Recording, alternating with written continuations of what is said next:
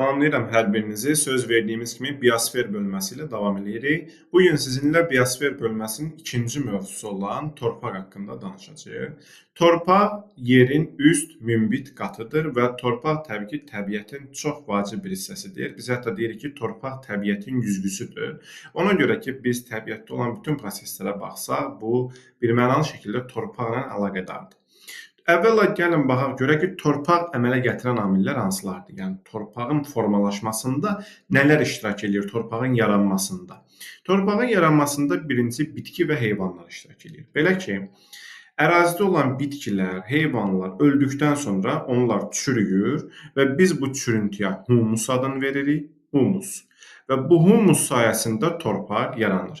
Humus bir torpaqda nə qədər çox olarsa, o torpağın rəngi bir o qədər tünd olar. Nə qədər az olarsa, rəngi açıq olar. Yəni biz torpaqların rənginə baxdıqda əslində onun humus haqqında bir fikrə sahib oluruq. Və yadda saxlamalıyıq ki, humus bir torpaqda nə qədər çoxdursa, o torpaq daha yaxşıdır, daha məhsuldardır. Bir torpaqda humus nə qədər azdırsa, o torpaq o qədər zəif məhsuldardır, o qədər yararsız torpaqdır. Dedik ki, bitkilər, heyvanlar torpaq əmələ gəlmədə iştirak edir. Flora, fauna aləmi onların çürüntüsündən, humusdan torpaq əmələ gəlir. Daha sonra burada mikroorqanizmlər də görürsünüz. Mikroorqanizmlər də torpaq əmələ gəlmədə iştirak edir. Niyə? Çünki bu bitki, heyvanı çürüdən elə bu mikroorqanizmlərdir. O humusu yaradan, yəni onların cəsədləri çürüdən, üzvü maddədən qeyri-üzvü maddədən üzvü maddə hazırlayır və torpaq əmələ gəlmədə iştirak edir mikroorqanizmlərdə. Daha sonra ərazidə görürsünüz ki, ərazinin relyefi torpaq əmələ gəlməyə təsir göstərir. Təbii ki, düzənlik relyefdə torpaq əmələ gəlmə daha yaxşı gedir. Buna da diqqət edin testlərdə, amma ərazi meyillidirsə, dağlıq ərazidirsə, orada təbii ki, torpaq əmələ gəlmə daha zəif gedəcək. Yəni torpağın əmələ gəlməsi üçün düzən relyef daha yaxşı rol oynayır. Bundan başqa yeraltı sular, antropogen təsir, yəni söhbət insan təsirindən gedir.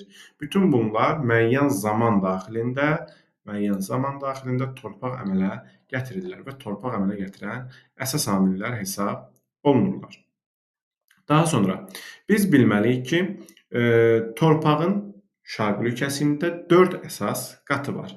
Bunlar A1, A2, B və C qatı olaraq nişanlanır. A1 qatı humus qatıdır. Baxın, bu ən üstdəki tünd rəngli qat humus qatıdır. Biz buna A1 qatı deyirik. Çürüntü qatıdır. Bu qat ən üst qatdır və ən məhsuldar. Təbii ki, burada humusun, çürüntünün toplandığı məhsuldar qat hesab olunur. İkinci qat yuyulma qatıdır. Yuyulma. Biz buna A2 qatı deyirik və yaxud da biz buna ellüvial qat deyirik. Qısaca yazıram bura ellüvial qat.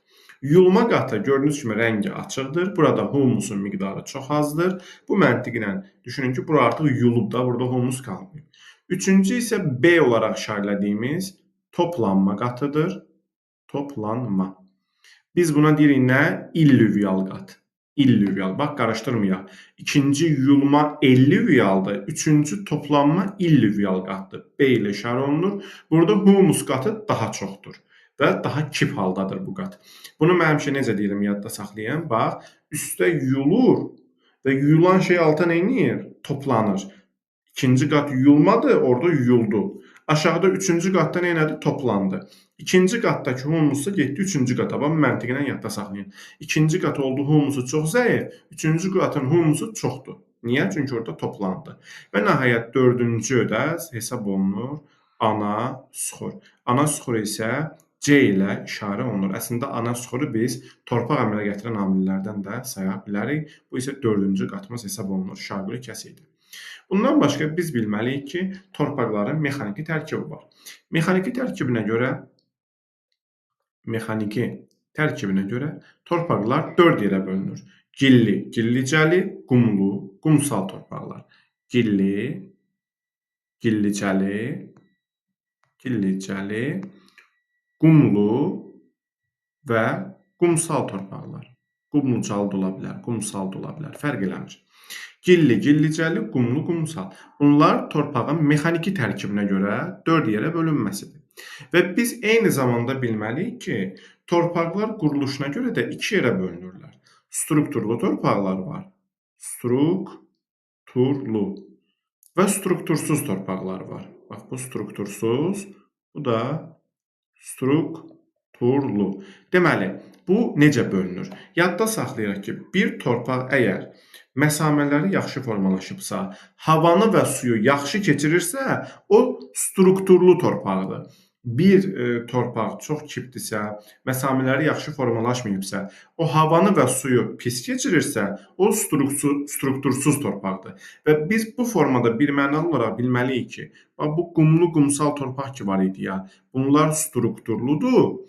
Bu gilli-gillicəli torpaqlar isə struktursuz hesab olunur. Bir daha təkrarlayırıq, torpaqlar mexaniki tərkibinə görə 4 yerə bölünür.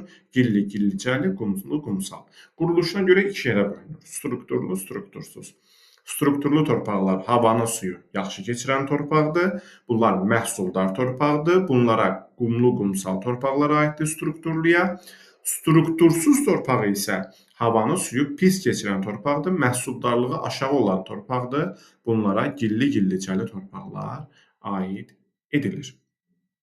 Daha sonra biz torpaqları öyrənərkən burada torpaqların müxtəlif tipləri var. Biz düzdür, bu torpaq tiplərinin daha geniş təbii zonlar dərsində öyrənirik. Çünki hər təbii zonunu öyrənərkən o hansı iqlimdədir, hansı ərazidə yerləşir və orada hansı torpaq tipi yayılır, bunu detallı olaraq öyrənirik. Məsələn, savannanın torpağı nədir, codyarpaqlı meşənin torpağı nədir və s. Ancaq mən istəyirəm ki, bu mövzuda da bir dənə qısaca qeyd kimi təkrarlayaq ki, torpaqların yayılmasının ümumi. Baxın, qırmızı ferrolit, laterit torpaqlar, qırmızı sarı ferrolit, laterit torpaqlar. Bunlar rütubətli ekvatorial meşələrdə, bax, qısaca yazıram, ekvatorial meşələrdə, cəngəlliklərdə yayılan torpaqdır. Eyni zamanda dəyişkən rütubətli meşələrdə də qırmızı-sarı torpaqlar yayılmışdır. Bundan başqa, qırmızı qonur torpaqlar subekvatorial iqlimdə əsasən, savannalarda yayılan torpaqdır. Boz torpaqlar səhra, yarımsəhrada, səhra və yarımsəhra ərazilərində boz qonur, boz çəmən, fərq yoxdur. Yəni, bozun tipləri, boz torpaqlar yayılmışdır. Şabaldı və qara torpaqlar çöl zonasında yayılıb. Burada da bilmək lazımdır ki, nisbətən quru çöldə şabaldıdır, quru çöldə. Amma tam olaraq çöl ərazilərində, artıq çöl, meşə çöl ərazilərində qara torpaqlar yayılmışdır. Və biz onu da bilməliyik ki, qara torpaqlar humusundan daha zəngin olan torpaqlardır. Boz torpaqlar isə humusun daha az olduğu torpaqlar hesab olunurlar. Ona görə qara torpaqlar çox məhsuldardır. Ona görə çöllərin, meşə çöllərin yayıldığı yerlərdə əkinlər, xüsusilə taxıl əkinləri daha məşhurdur. Buğda əkinləri daha çox yayılmışdır. Ona görə ki, qara torpaqdır, məhsuldar torpaqlardır. Daha sonra qəhvəyi və qonur torpaqlar. Bunlar tipik meşə torpaqlarıdır. Bax, məsələn, subtropik Aralıq dənizində codyarpaqlı meşə və kolluqlarda qəhvəyi torpaqlar yayılıb. Eyni zamanda enliyarpaq meşələrdə qəhvəyi və qonur torpaqlar yayılmışdır. Daha sonra çimli poduzol qarışıq meşə. Elə ki, enliyarpaq meşədən sonra mülayim iqlimdə qarışıq meşə gəlir. Bunlarda çimli poduzol torpaqlar yayılıb. Poduzol torpaqlar tayqa yazıram qısaca. İynəyarpaqlı meşələr ki var, şimal meşələri. Bax, orada poduzol torpaqlar yayılmışdır. Tunduranın qileyli torpaqları, adından da göründüyü kimi tundra ərazisində, yəni subarktik iqlim qurşağında tunduranın qileyli tuş tərkibi torpaqlar yayılmışdır.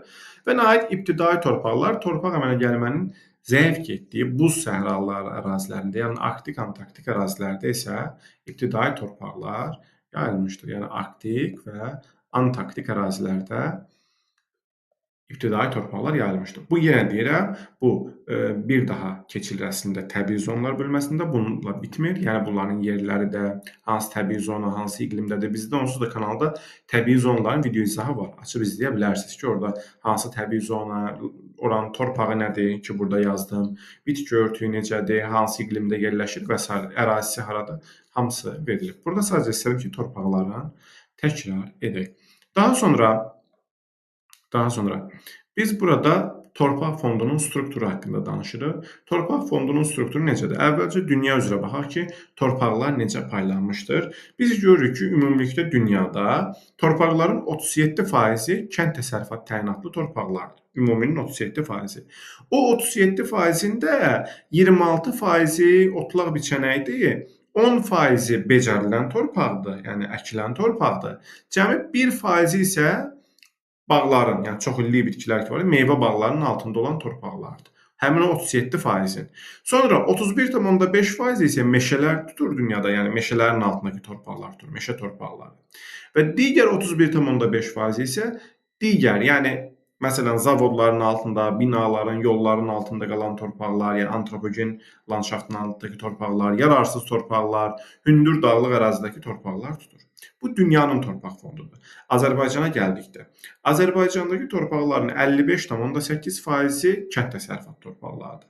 Onun da, yəni o 55,8%-də 30,2%-i otlarla biçənəkdir, 22% isə becərilən torpaqlardır. 3,6% isə çoxillik bitki və bağlardır. Bu 55,8-i bildik. Bundan əlavə olaraq da Azərbaycanda 11,8% torpaqları meşələrin altındadır və digər də yerdə qalan 32,4% də yenə o dünyada olan kimi, yəni yenə yararsız torpaqlar, hündür dağlıqda olan torpaqlar, yolların altında, binaların altında olan torpaqlar hesab olunurlar. Bir də bundan başqa torpaq dərsində bir neçə termin də var ki, biz onlarla tanış olmalıyıq. Bunlar hansılardır? Məsələn, orada irriqasiya anlayışı var. Biz bilməliyik ki, irriqasiya nədir? İrriqasiya, yoldaşlar, suvarma deməkdir. Suvarma, yəni süni suvarma. Torpaqda rütubəti artırmaq üçün suvarma sistemləridir ki, bunlar irriqasiya adlanır. Məsələn, testlərdə düşür ki, irriqasiya harada daha çox aparılır, harada daha az. Aydın məsələ ki, irriqasiya daha çox ehtiyac harda olar? Daha isti, quru yerlərdə. Düzdürmü? Məsələn, bir ərazi tutalım ki, ekvatorialda qırmızı, sarı, ferralit, laterit torpaqda irriqasiya olmaz. Çünki ekvatorialda da hər gün yağış yağır, rütubətlənmə misalı birdən böyüdür, rütubətli ərazidir. Orada suvarmaya ehtiyac olmaz. Daha isti və yaxud da qütblərdə də ibtidai torpaqda suvarma aparılmalı, tundrada da suvarma aparılmalı. Çünki orada əkin də əkilmir. Çox soyuq yerlərdir. Həm nisbətən quraq yer olmalıdır, həm də isti yer olmalıdır ki, orada irriqasiya, suvarma istifadə olunsun. Birinci məntiq budur, testdə nəzərə alacağınız. İkinci də nədir? Bəzən testlərdə yazır ki, məsələn, tutaq ki, yazır ki, qırmızı qonur torpaqlar, əsasən savannalarda da. Burada nə vaxt irriqasiyadan istifadə olunur? Məsələn, siz bilməlisiniz ki, bu subekvatorial iqlimdir. Bunun üçün təbii zonlar dərsimizi izləyə bilərsiniz. Subekvatorial iqlimdə də yağış yayda yağır. Qış isti quraq olur. Düzdür? Qış isti quraq olursa, deməli burada suvarmadan, irriqasiyadan qış fəslində istifadə edərlər. Daha sonra bedlend anlayışı var. Bedlend nədir? Bedlend pis torpaqdır. Bad pis, land isə torpaq deməkdir. Bedlend pis torpaqlar, yararsız torpaqlar adlanır. Bundan başqa bilirsiniz ki, torpaqlarda şoranlaşma prosesi gedir. Əgər şor qurunçları yerə yaxın yerləşirsə, yerin səthində yerləşirsə, ərazidə isti quru yerdirsə, o su buxarlanır, duz qalır torpağın tərkibində və torpaq şoranlaşır. Məsələn, bizdə bu Kürrəz ovalında daha intensivdir. Yəni nə deməkdir? Şor qurunç suyudur, çıxır yer səthinə, hava da isti qurudur axı, suyu buxarlandırır, duz qalır torpaqda. Ərazi şoranlaşır. Bu şoranlaşmasın deyə o şor qurunçlarının ərazidən təmizlənməsi üçün kollektor, drenaj sistemlərindən istifadə olunur. Kollektor drenajdan istifadə olunur. Torpaq mövzusu bu qədər. Bu birinci mövzuda rahat idi. Keçən dəfə videosunu yayımladığımız bu torpaq mövzusu da elə çətin bir mövzu deyil. Düşünürəm ki, bu mövzuları sizə mükəmməl formada öyrənməyə bu videolar yetəcək və siz bunların artıq testlərində çətinlik çəkməyəcəksiniz. Sağ olun, uğurlar arzulayıram hər birinizə.